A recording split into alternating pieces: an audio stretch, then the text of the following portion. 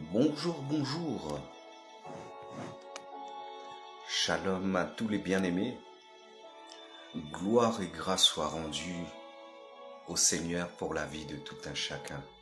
Que son nom soit glorifié, que sa grâce abonde sur chacun, chaque personne qui viendront sur ce direct live, même en différé, qu'ils reçoivent encore de toute la grâce de notre Seigneur. Alléluia. Béni soit son nom. Aujourd'hui, nous voulons et nous allons parler de quelques critères pour pouvoir suivre le Seigneur Jésus-Christ. À toi qui me regarde, à toi qui pense que le Seigneur Jésus-Christ, être son disciple, que c'est une religion, non du tout. Christ Jésus n'est pas une religion. Nous ne sommes pas catholiques, nous ne sommes pas protestants, nous ne sommes pas je ne sais pas quoi, nous ne sommes pas une dénomination. Nous sommes une nation pour Christ. Nous sommes disciples de Christ, en esprit et en vérité. Nous, alléluia, nous reflétons la bonté parfaite et la grâce parfaite du Dieu créateur. Alléluia. Et à l'heure où le péché, la méchanceté, la perdition, l'égoïsme, la compétitivité, toutes ces choses sont en train de grandir et de détruire le monde, alors nous sommes cachés en Christ et nous faisons jaillir toute sa grâce en nous. Car le jour où il reviendra, et avant même qu'il revienne et qu'il fasse éclater sa colère, il enlèvera tous ceux qui lui appartiennent. Et je peux vous garantir qu'à ce moment-là, tous ceux qui se sont endurcis à la parole et contre la parole du Seigneur, contre les serviteurs de Dieu, ils vont regretter la présence des chrétiens. Chrétien signifie comme Christ. Les chrétiens vont être regrettés. Dieu a dit qu'il enlèvera sur cette terre tous ses enfants et son esprit. Et là, la méchanceté sera face à la méchanceté. L'égoïsme sera face à l'égoïste. Tant qu'il y a des chrétiens, des personnes qui ont encore le cœur de Jésus, le cœur de Dieu sur terre, ce monde arrive à pouvoir, comment dire ça, obtenir une quelconque grâce. La grâce c'est toi, la grâce c'est moi. Que Dieu nous bénisse encore en ce matin. Nous allons voir par sa grâce quelques critères pour le suivre. À toi qui me suis, peut-être que ça fait longtemps que tu es dans les églises, dans un ministère même, que tu es conducteur d'œuvre. Ça ne signifie pas que tu suis Christ. On peut aller à l'église, mais on peut n'avoir jamais connu Christ et ne pas marcher avec lui. C'est ce que je disais au début, nous ne sommes pas des religieux, nous ne sommes pas dans la religion. Nous sommes dans des choses concrètes, dans du concret. L'Esprit Saint est réel. Jésus-Christ est réel. Je parle aussi pour quelqu'un qui observe de loin, qui n'a jamais franchi le pas, qui était peut-être dans des religions musulmanes, je ne sais pas, ou je ne sais pas quelle religion, ou même peut-être parfois dans les loges, dans la maçonnerie. C'est le moment de pouvoir abandonner ces choses. Ce monde va connaître la colère de Dieu. Que me servira-t-il, la Bible dit, que me servira-t-il de pouvoir gagner le monde si c'est pour perdre mon âme dans la géhenne, dans les temps de feu et connaître la colère de Dieu pour l'éternité? Alors, moi, aujourd'hui, votre frère, je n'ai pas honte de l'amour, puisque l'amour est en train de déjà disparaître et il n'existe presque plus. C'est Dieu qui me remplit de son amour. C'est Dieu qui m'utilise par amour encore pour sa créature, pour sa création et pour ceux qui périssent. Dieu nous aime. Alléluia. Dieu t'aime, bien-aimé. Et il parle encore. Il te parle encore. Les temps sont mauvais. Il peut revenir à n'importe quel moment. Ça se trouve que c'est même mon dernier direct. Personne ne sait ni le jour, ni l'heure. Prenons en considération. Alléluia, le sacrifice parfait de Jésus-Christ pour toi, pour moi et pour l'humanité entière.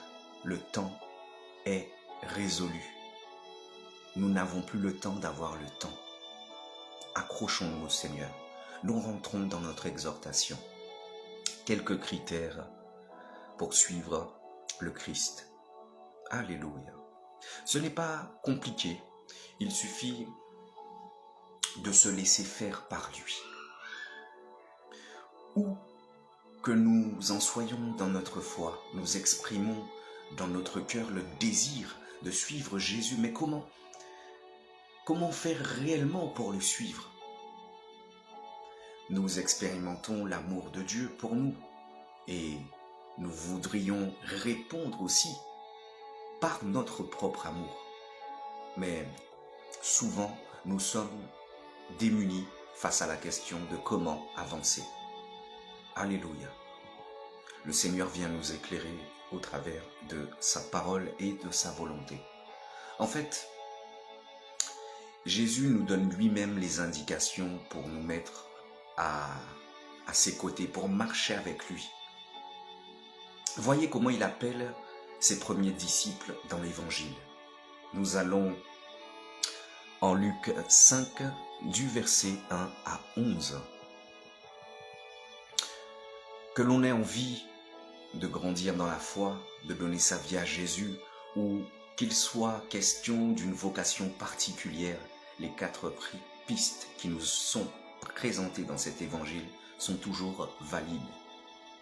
Ces 4 attitudes sont 4 acceptations. C'est ce que nous allons voir. 4 moyens de mettre notre volonté et notre liberté au service de Jésus. Tout cela par amour. Je ne l'ai pas aimé le premier, tu ne l'as pas aimé le premier. C'est lui qui a les pensées merveilleuses, originelles, les prophéties que peut-être l'ennemi a réussi à te voler, qu'elles soient restaurées encore aujourd'hui et en ce matin dans le nom de Jésus, peut-être par ignorance, peut-être par le fait aussi que tu sois dans les sentiments. Je viens juste aussi faire une parenthèse là-dessus. La foi parfaite en Jésus-Christ exclut les sentiments. Satan passe par les hommes. Ils peuvent même passer par tes enfants parfois pour t'empêcher d'atteindre le but pour ce pourquoi Dieu t'a appelé. Tu n'as pas été tout simplement, tu n'as même pas été, j'ai envie de te dire, tu n'as même pas été appelé à pouvoir te mettre sous la main des hommes, à signer des contrats. Tu ne sais même pas spirituellement pour qui tu travailles en plus.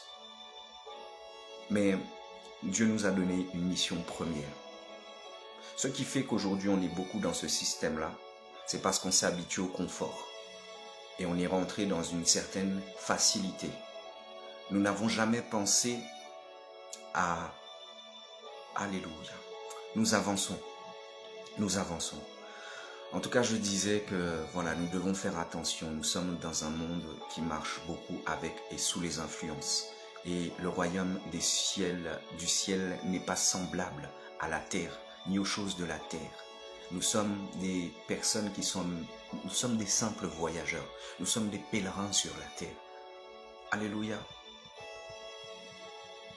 Nous devons aspirer aux choses du ciel. Nous devons regarder aux recommandations qui nous sont données. Nous avançons, nous voulons comprendre aujourd'hui quelles sont les caractéristiques, quelles sont les attitudes pour pouvoir suivre Jésus. Alors la toute première attitude, c'est de pouvoir accepter l'enseignement de Jésus.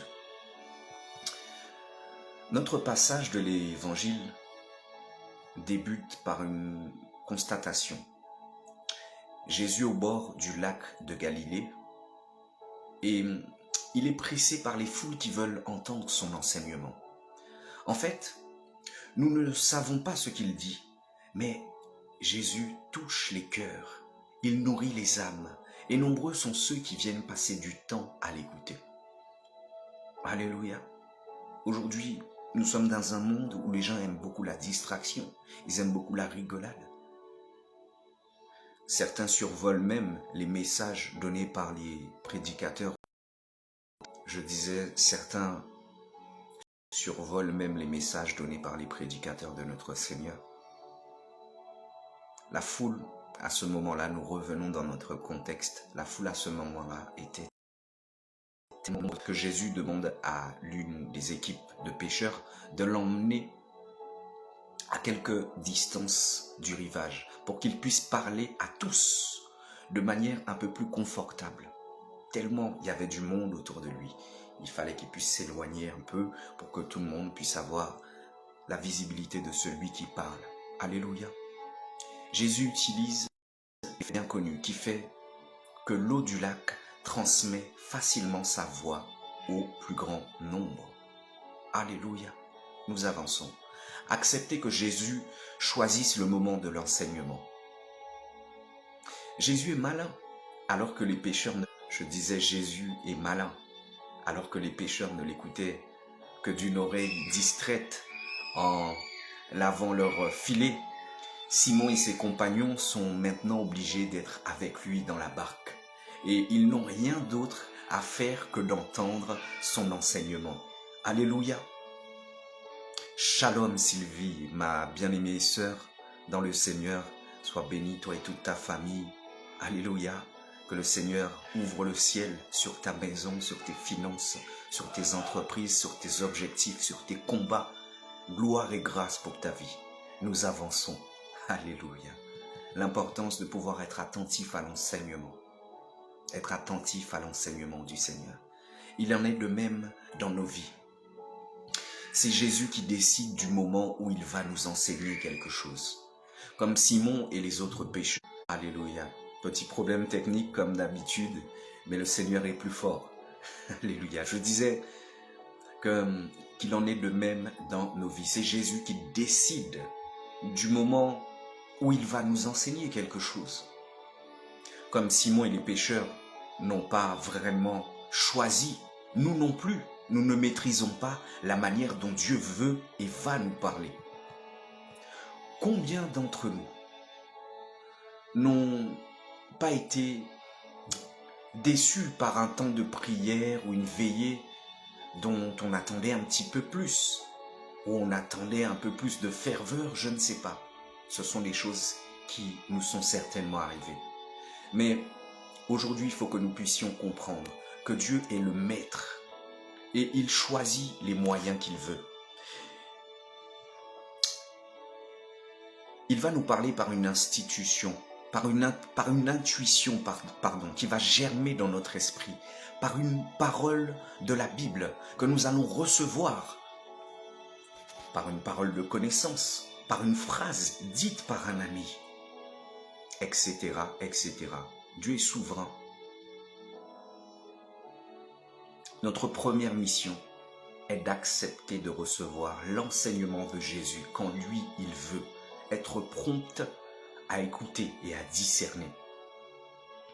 Nous devons aussi, et ça c'est valable même pour les conducteurs et les serviteurs de Dieu qui sont les pasteurs, les évangélistes, les docteurs, nous devons tous, fidèles compris, tout le monde doit accepter humblement de découvrir de nouvelles choses. Celui qui pense qu'il connaît tout et qu'il maîtrise déjà toutes choses devient un lac stagnant. Nous avançons. Ensuite, ce qui fait la différence entre entendre et accueillir un enseignement, c'est l'attitude de notre cœur. Pour accepter l'enseignement de Jésus, nous avons besoin d'être ouverts à quelque chose de nouveau, que nous ne connaissons pas. Donc être ouvert à la surprise, à l'inconfort et même à être déstabilisé.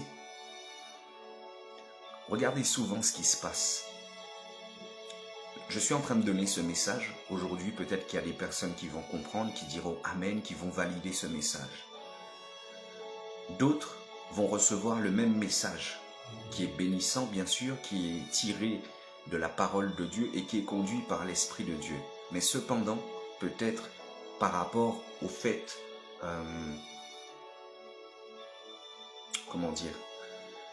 d'une nouvelle naissance qui n'est pas encore arrivée à son terme, par rapport à des critères physiques, cette personne-là n'aura pas d'attrait à recevoir de moi. Pourtant, un autre frère, un autre serviteur donnera le même message. Là, il va être fervent, il va dire Alléluia, Amen, Amen, Amen. Alléluia.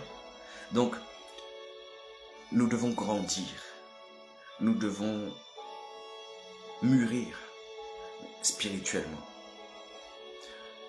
En tout cas, si je ne veux pas changer de point de vue, si je ne veux pas changer d'habitude, ni changer mon cœur, il ne faut surtout pas que je reçoive cet enseignement, parce que ce serait quelque chose de dangereux. Après l'amour pour Jésus, l'humilité est donc l'attitude du cœur, l'attitude fondamentale pour accueillir ce que Dieu veut. Je disais que après l'amour pour Jésus, l'humilité est donc l'attitude de cœur fondamentale pour accueillir ce que Dieu veut me dire. Quelqu'un qui marche selon le Saint-Esprit, c'est quelqu'un qui a l'humilité et l'attitude de cœur pour être disposé à entendre et à être enseigné. Souvent, ce qui se passe, c'est que beaucoup d'entre nous, serviteurs de Dieu, nous commençons bien, mais beaucoup finissent mal parce qu'à un moment, avec peut-être la notoriété, peut-être les flatteries de bon nombre de fidèles et peut-être même leur idolâtrie, le serviteur de Dieu se complaint de ça et il oublie que toute la vie est un apprentissage. Il pense être accompli puisque c'est ce que le monde lui fait croire. C'est pour ça que je dis qu'il ne faut pas qu'on puisse être dans les sentiments. En toute chose, on doit regarder au ciel. Les sentiments sont trompeurs. Ne laissons pas la gloire à la chair, mais donnons la gloire à Dieu. Dès que tu commences à vouloir faire du bien à ta chair, c'est que tu commences... Alléluia. On a le droit de se faire plaisir, mais tout ce que nous faisons doit être dans le Seigneur. C'est indissociable. Nous ne pourrons jamais diriger nos propres vies seuls. Et encore pire pour les serviteurs de Dieu, nous ne pouvons pas servir et accomplir la mission que Dieu veut dans nos églises et à l'extérieur si nous nous dissocions de Dieu, si nous mettons Dieu à côté et que nous essayons de réfléchir, de raisonner avec notre intellect. Parce que je suis docteur, parce que l'autre il est archibishop, parce que l'autre il est pasteur, parce que l'autre il est prophète. Ne faites jamais ça. Nous voyons de nombreux dégâts. Nous entendons sur les réseaux sociaux, nous avons les échos de tout ce qui se fait, tous les méfaits, toutes les dérives. C'est pour ces raisons-là. Parce que quand tu laisses place au sentiment, viendra l'orgueil et le Saint-Esprit s'efface. Nous avançons.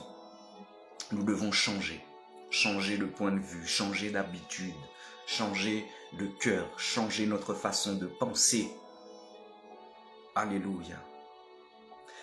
Après l'amour pour Jésus, nous avons dit que l'humilité est donc l'attitude fondamentale pour nos cœurs. Alors nous devons accepter avec humilité la nouveauté de sa parole qui va changer des choses dans ma vie, qui va changer des choses dans ta vie, qui va changer des choses dans la vie de nos frères et du monde entier, de tous ceux qui seront prompts à recevoir de lui. Dieu donne tous les jours. Mais ce sont nos mauvais cœurs, nos mauvaises habitudes qui nous empêchent de recevoir de lui. Dieu veut nous faire découvrir des choses nouvelles. Ce n'est pas un Dieu monotone, c'est un Dieu extraordinaire. Dieu nous surprend chaque jour. Rien n'est figé avec lui. C'est ce que j'expérimente moi-même. Et pour ceux qui marchent avec lui, ils le savent. Alléluia. Changer nos vies. Changer nos façons de penser, changer nos façons de faire, changer. Si, toi qui me regardes, je te dis c'est possible. Moi j'étais dans la rue auparavant. J'étais un bagarreur. J'étais prêt à tuer même s'il le fallait. J'étais animé de je ne sais quoi.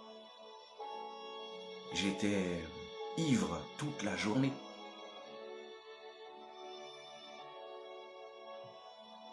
J'avais tout le temps des problèmes avec la police. Pourtant, dans ma dérive, je crédibilisais le combat et ma position par rapport à un système qui lui-même était corrompu, menteur et injuste. Mais je veux dire à quelqu'un justement qui fait partie des gangs, qui est dans la rue, qui pense que c'est la bonne façon de combattre. Non, ce n'est pas comme ça. Il faut se ranger du côté de Christ. Tant que tu n'es pas couvert par le sang de Christ et que tu n'es pas dans son champ, tous les combats que tu vas mener, et peu importe les injustices, tout ce qui nous fait mal, tout ce qui nous fait de la peine, si nous ne nous rangeons pas du côté de Christ, tous nos combats sont perdus d'avance, c'est peine perdue. Alléluia.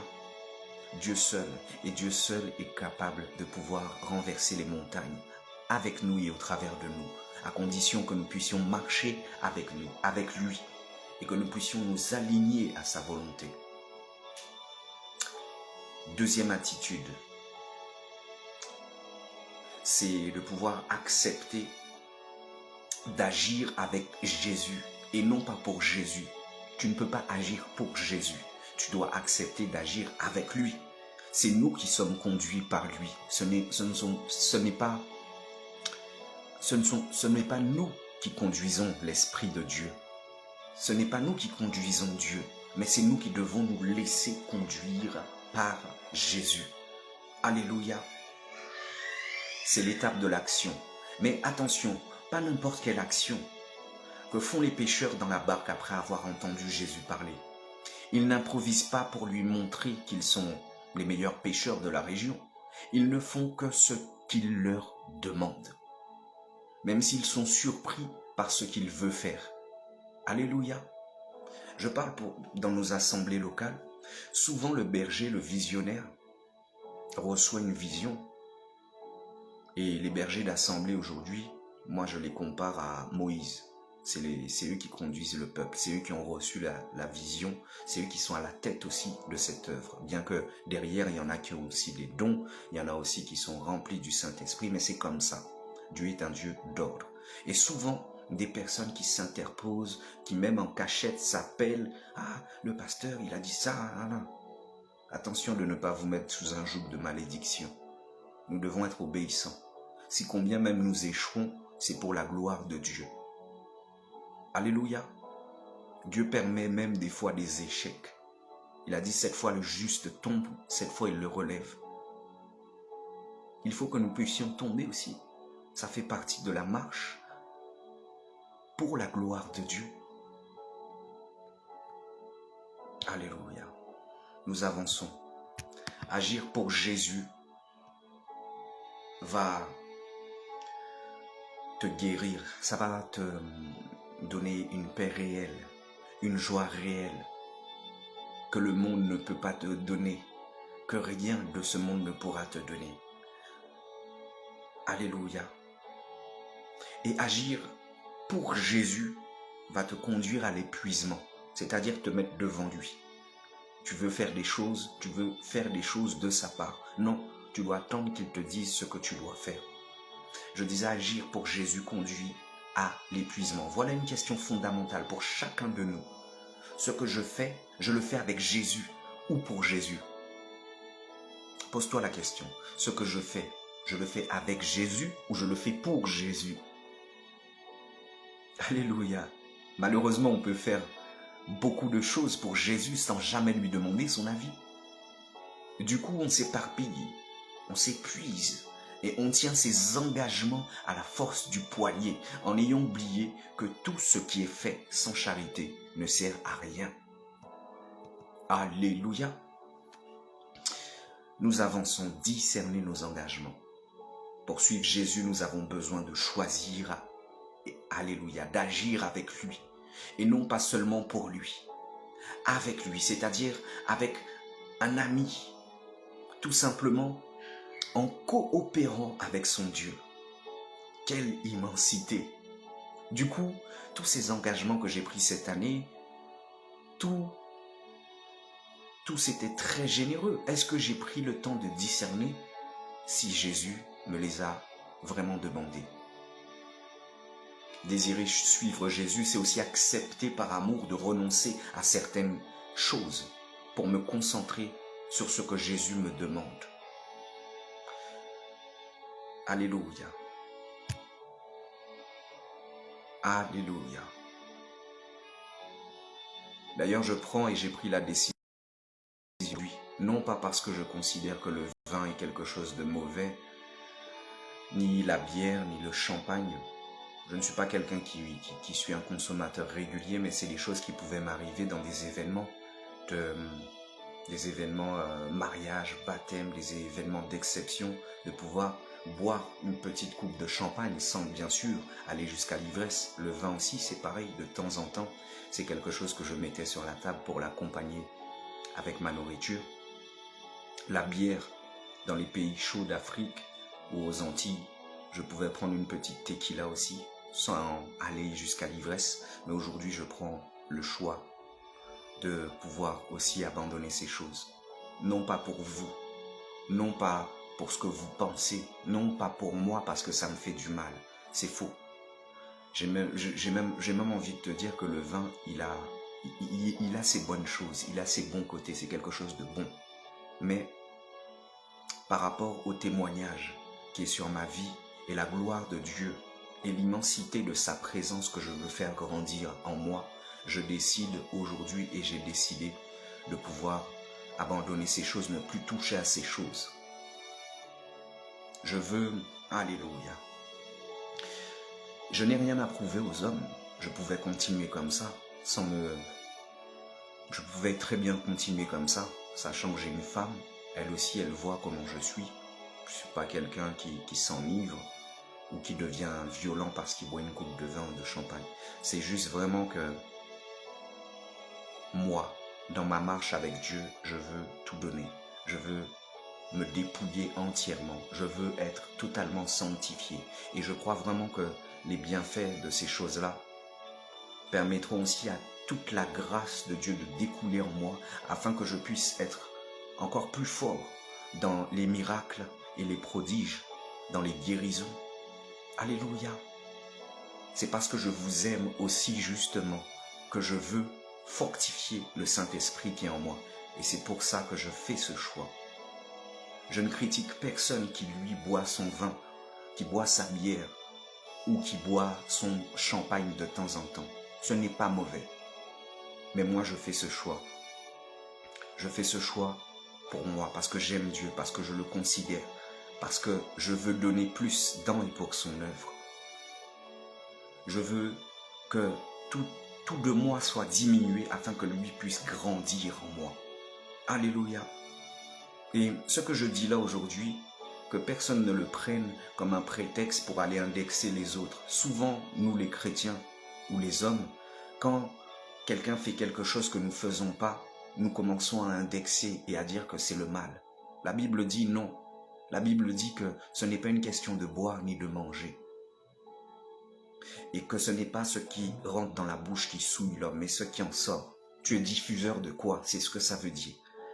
Même en ayant ces habitudes du passé qui étaient régulières, enfin qui étaient pas régulières, pardon, mais qui étaient de temps en temps, ça ne m'a jamais empêché de pouvoir bénir, de pouvoir aimer, de faire du bien, d'avoir un cœur ouvert, de ne pas aimer la méchanceté. Mais je le fais vraiment pour ma vie spirituelle. Donc, je souligne aussi par là que personne ne doit juger personne. Il y a ceux qui ne boivent pas, mais qui ont un mauvais cœur.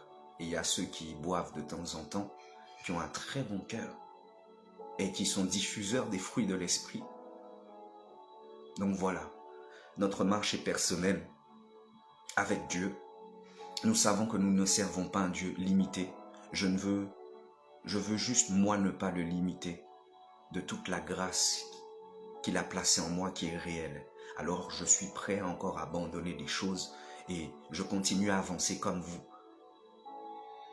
Alléluia. Nous avançons. Nous devons être rassurés que Jésus est réaliste. Et ce qu'il nous demande, il nous donne le moyen de le faire. Ce qui me donne la force de faire ce que je fais là, c'est que je m'appuie sur son amour, lui-même.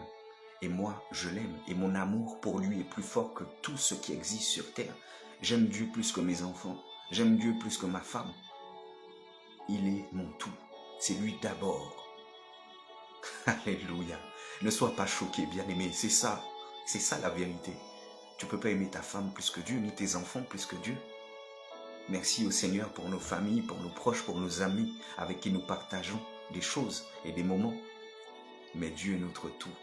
Alléluia. Et rien ne nous séparera de son amour. Et rien ne doit le faire non plus. Voici un critère intéressant dans une journée. Dieu me donne le temps nécessaire pour faire tout ce qu'il me demande. Donc si je n'ai pas le temps de tout faire, c'est qu'il y a quelque chose en trop. C'est simple ou pas, non? C'est simple ou pas? Alléluia. Nous devons nous rassurer, là encore. Dieu désire que nous puissions nous reposer, que nous ayons des relations sociales. Il n'est pas un maître impitoyable, mais c'est un ami intime et délicat. C'est au travers de son amour que je suis le diffuseur de l'amour. C'est au travers de sa douceur que moi-même je donne de la douceur. C'est au travers de sa compassion que je vous donne de la compassion. Alléluia. Il est la source.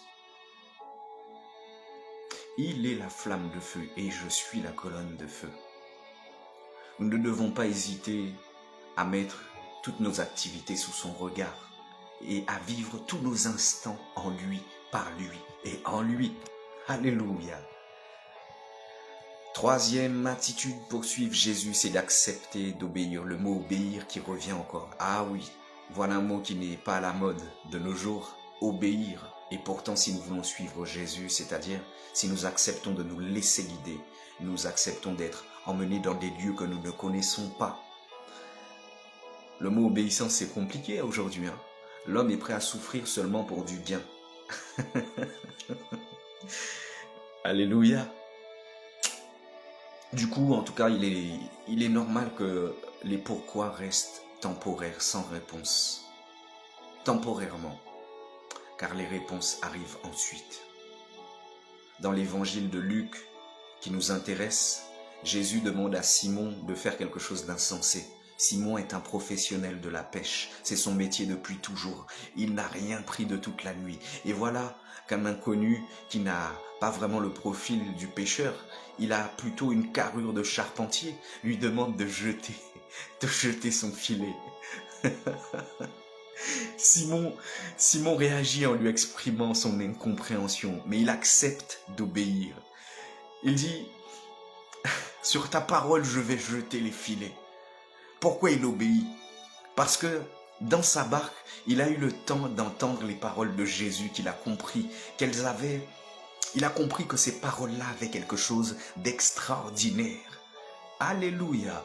L'obéissance de Simon vient du fait qu'il a passé du temps à écouter Jésus, ce qui nous ramène à la première attitude.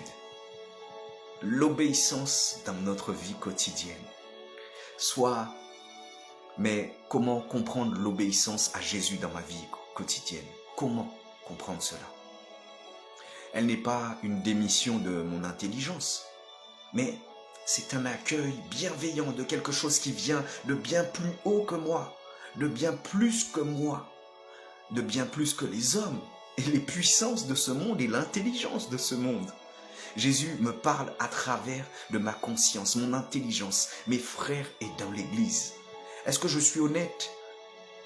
Et dans mes actions, est-ce que j'accepte ce que me propose, alléluia, l'Église en termes d'obligation, en termes de service, le service du dimanche, les jours spéciaux, la confession, au moins une fois par an, donner au dernier de l'Église, même si c'est un peu. Est-ce que j'accueille l'enseignement de l'Église dans le domaine de la morale, même si pour le moment je ne comprends pas encore tout, en sachant bien que la morale n'est pas une série de règles, mais une aide pour bien agir. Alléluia. Nous les serviteurs de Dieu, nous sommes là pour ça. Nous sommes une aide pour que vous puissiez bien agir et voler de vos propres ailes, pécher par vos propres moyens. Gloire à Dieu, gloire à Jésus, l'obéissance qui porte des fruits. Voici un certain nombre de critères qui s'incarnent concrètement dans nos vies et qui sont autant de moyens d'obéir à Jésus. Et comme Simon, c'est en obéissant que l'on comprendra pourquoi Jésus nous l'a demandé. Pierre se retrouve du coup avec un autre type de problème. Il y a trop de poissons dans le filet. L'obéissance l'a porté à une fécondité qu'il ne connaissait pas. Voilà ce que Jésus nous propose si nous acceptons de le suivre. En lui obéissant de manière juste et discernée, évidemment. Nous ferons des choses que nous n'imaginons même pas.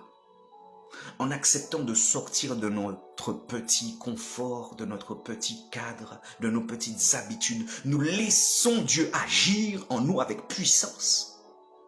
L'obéissance est liée à la foi.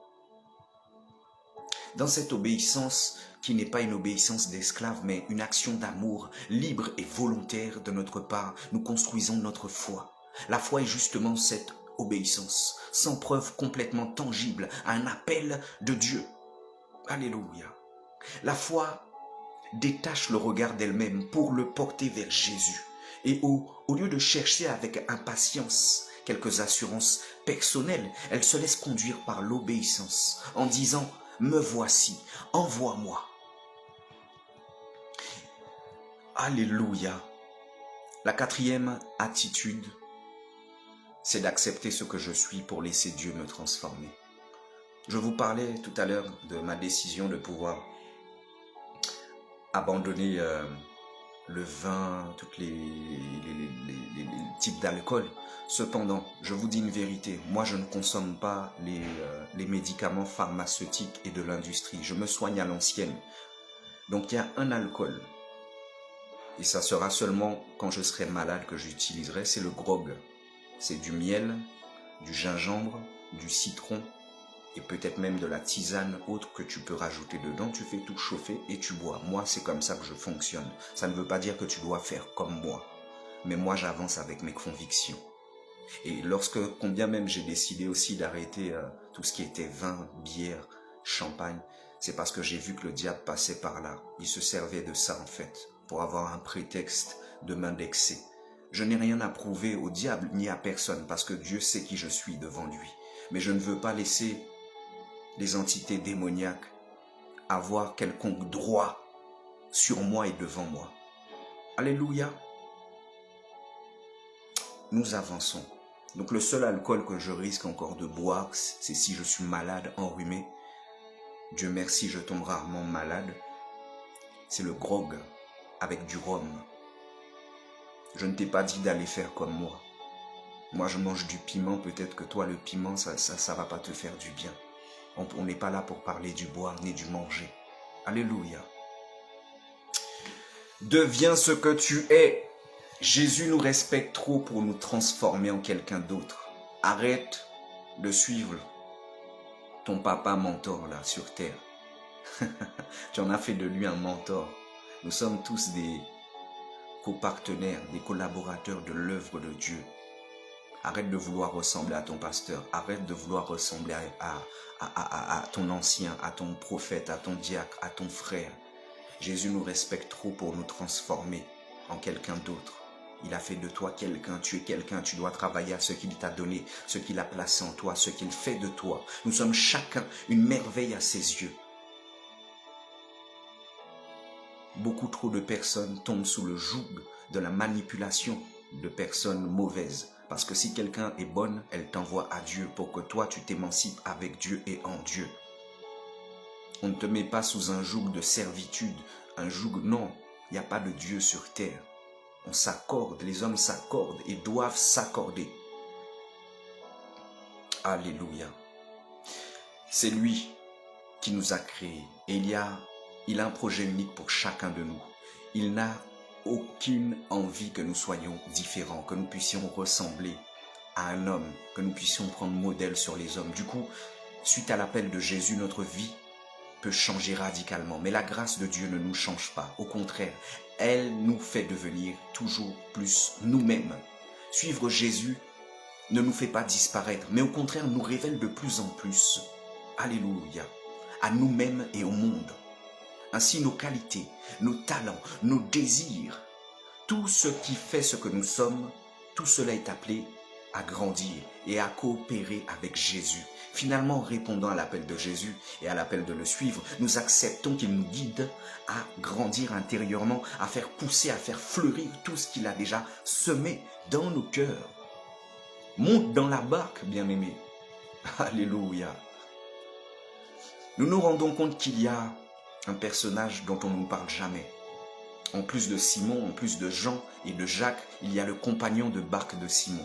Il est là, il écoute, il pêche, mais il n'est rien dit de lui. Et si c'était une proposition pour prendre sa place? Alléluia. Est-ce que tu me suis? Prends sa place. Et si chacun de nous acceptait de suivre Jésus pleinement, non pas comme nous le décidons, mais comme Jésus nous le propose. Et si nous nous nourrissions de sa parole jusqu'à accepter d'entrer avec amour à son service et de lui obéir, même si nous ne comprenons pas encore tout. Alléluia. Le Seigneur travaille avec des esprits dociles. Dans la barque de l'Église, il y a de la place pour chacun de nous. Il y a de la place pour toi. Et Jésus t'appelle. Il appelle chacun de nous personnellement par notre nom à venir à lui. N'hésitons pas à l'écouter et à répondre généreusement à son appel, car c'est en marchant généreusement après lui que nous grandissons et que nous trouvons le vrai bonheur. N'ayez pas peur du Christ. Il n'enlève rien et il donne tout. Celui qui se donne à lui reçoit au centuple.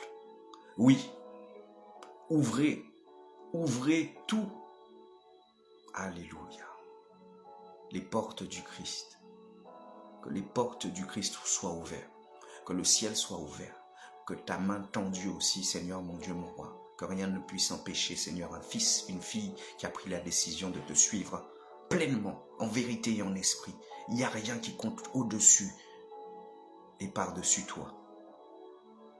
Alléluia. Nous te bénissons, Seigneur, encore dans et pour ces instants. Alléluia. C'est tout pour aujourd'hui, mes bien-aimés. Je sais que vous avez vu la dernière fois, Pasteur Johan, oui, j'ai été ordonné et je poursuis mon chemin pour la consécration.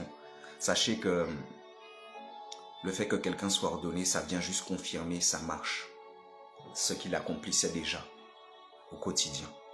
Et que je suis toujours votre frère, votre serviteur, votre bien-aimé, Johan. Je suis juste en train d'exercer en qualité de pasteur dans le ministère de l'évangélisation. Soyez richement bénis, que Dieu vous garde, que mon Dieu vous bénisse abondamment. Shalom, à très bientôt.